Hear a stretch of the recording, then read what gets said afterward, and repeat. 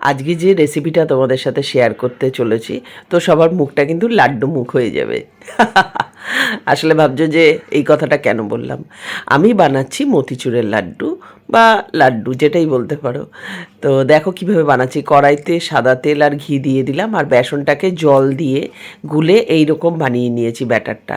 এবার একটা ওই যে ছাঁকনি হাতা বা ফুটো হাতার সাহায্যে এরকম করে আমি এখন ওই বড়া টাইপের ওগুলো ভেজে নিচ্ছি।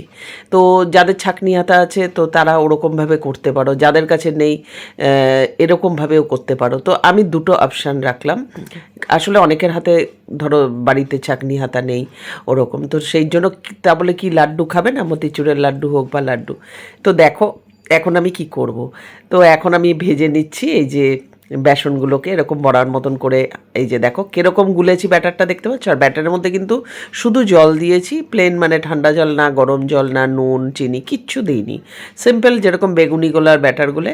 তো প্যাকেট বেসন, গণেশের বেসন ছিল এটা, তো সেটা করে নিয়ে এই দেখো এবার এরকম চুরমা টাইপের এই যে এরকম করে নিয়েছি। এবার এগুলোকে চুরমা টাইপের করে নেবো, মিক্সিতে দিয়ে একদম গুঁড়ো গুঁড়ো করে নেবো। এবার এই যে দেখো এই যে বড় বড় এই যে দেখাচ্ছি কতটা ক্রিস্পি হয়েছে।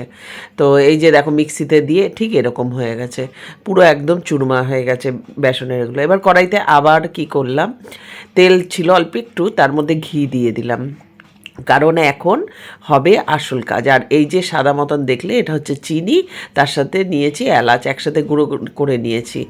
আর ঘরে ছিল একটা এসেন্স, সেটা হচ্ছে তোমরা দিতেও পারো, অপশনাল। তোমরা যদি শুধু এলাচ দিয়ে চিনি গুঁড়ো করে দিতে পারো তো ওরকমই।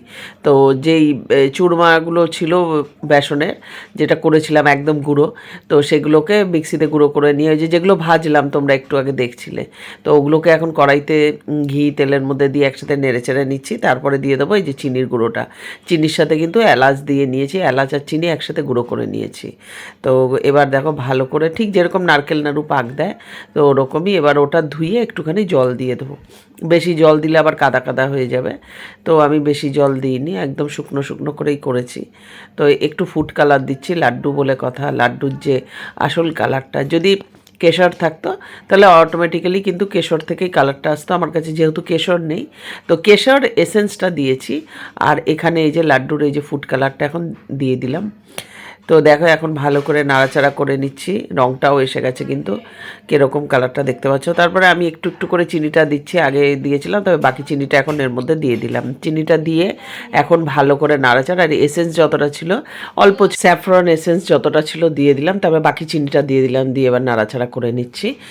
আর নাড়াচাড়া করতে করতে লাস্টে দিয়ে দেবো কাজু কিশমিশ। অ্যাকচুয়াল মতিচুরের লাড্ডুতে কাজু কিশমিশ দেয় না, মতিচুরের লাড্ডুতে দেয় হচ্ছে ওই পামকিনের সিড বা এরকম কিছু একটা সিড দেয়।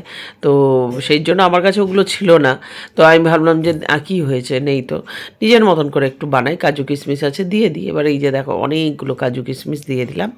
তো ওই সিডের থেকে কিন্তু কাজু কিশমিশ দিলে খেতে ভালো লাগবে বেশি। এবার কাজু কিশমিশটা দিয়ে ভালো করে নাড়াচাড়া করছি, দেখতে পাচ্ছ।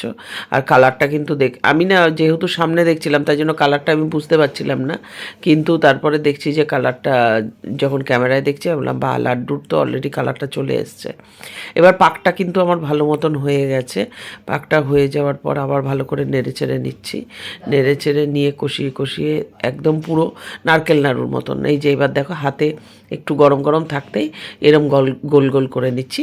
তো তোমাদের ভিডিওটা কীরকম লাগলো, ভালো লাগলে কমেন্ট করে যাও, শেয়ার করে দাও। যারা ফলো করেনি, ফেসবুক থেকে দেখবে তারা ফলো করে দিও, ইউটিউব থেকে যারা দেখবে তারা কিন্তু অবশ্যই শেয়ার করে দিয়ে পাশে থাকবে, কমেন্ট